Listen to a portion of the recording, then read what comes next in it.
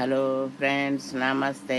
Welcome to ఆహా tasty రుచులు. ఈవేళ మనం చేసుకునే రెసిపీ బొరుగులు, రవ్వ. ఈ రెండింటితో మనం దోశ వేసుకుంటున్నాం. చాలా చాలా టేస్టీ దోశ.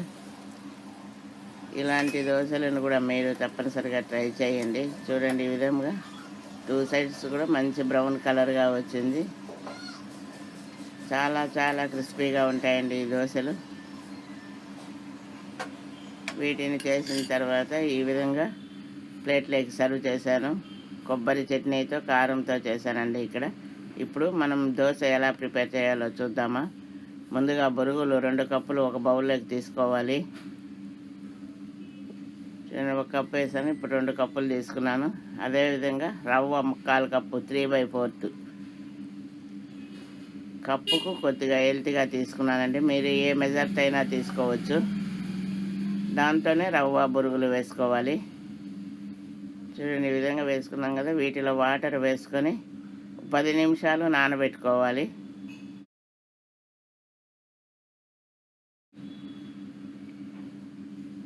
రవ్వలో కూడా అదేవిధంగా వాటర్ వేసుకొని రెండింటిపైన మూత పెట్టుకొని 10 నిమిషాలు నాననిద్దాం.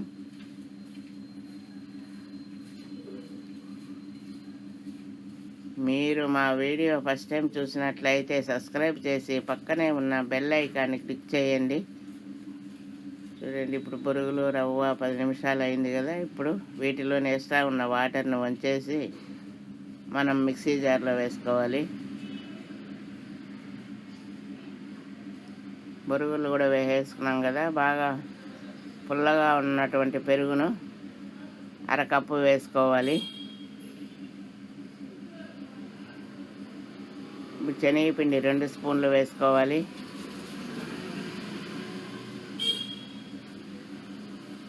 గోధుమ పిండి 1 స్పూన్ వేసుకోవాలి. చక్కెర 1 స్పూన్ వేసుకోవాలి. సాల్ట్ రుచికి సరిపడ్డా వేసుకోవాలండి. బొరుగులు ఉప్పగా ఉంటాయి, అందువల్ల చాలా తక్కువ వేసుకోవాలి సాల్ట్. తగినన్ని వాటర్ వేసుకొని మెత్తగా మిక్సీ పట్టుకుందాం. చూడండి, ఈ విధంగా మిక్సీ పట్టుకున్నాం కదా. ఇప్పుడు ఈ పిండిని అంతా కూడా ఒక బౌల్లోకి తీసుకుందాం.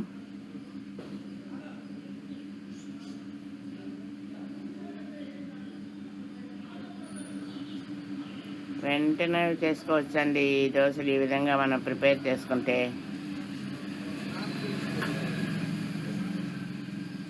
అదే మిక్సీ జార్లోనే కొద్దిగా వాటర్ వేసుకొని ఆ వాటర్ని కూడా ఈ పిండిలో వేసేసుకోవాలి.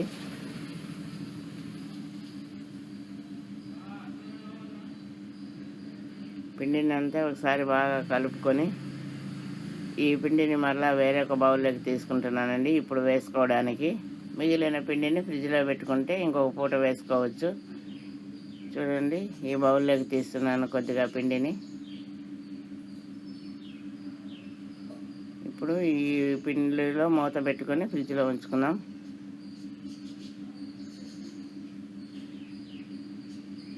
ఇప్పుడు మనం వాడుకోవడానికి తీసుకున్నాం కదా, ఆ పిండిలో ఇడ్లీ సోడా కొద్దిగా వేసుకోవాలండి.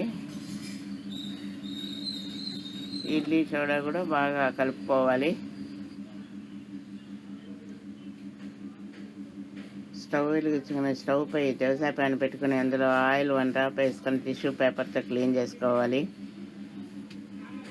ఈ దోశ పెనం వేడెక్కిన తర్వాత దోశ వేసేసుకోవాలి. చాలా చాలా పల్సగా వస్తాయండి ఈ దోశలు.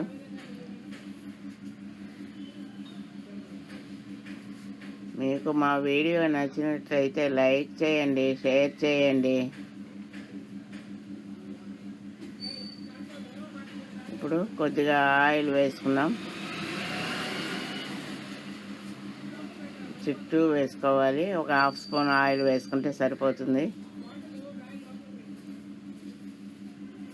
చూడండి, ఒకవైపున మంచి బ్రౌన్ కలర్ వచ్చేంత వరకు కాల్చుకొని ఆ తర్వాత తిప్పుకోవాలి. చూసారా ఎంత బ్రౌన్ కలర్గా వచ్చినాయి. మనం తీసుకున్న పిండిని అంతా కూడా ఈ విధంగానే దోశలు వేసుకోవాలి. చూడండి, ఈ విధంగా వేసుకున్నాం. చూడండి, ఇప్పుడు ఈ దోశలను సర్వింగ్ ప్లేట్లోకి సర్వ్ చేసుకున్నాను. ఇలాంటి దోశలను మీరు తప్పనిసరిగా ట్రై చేయండి. మీకు ఎలా కుదిరిందో కామెంట్ రూపంలో తెలపండి. Thanks for watching my video.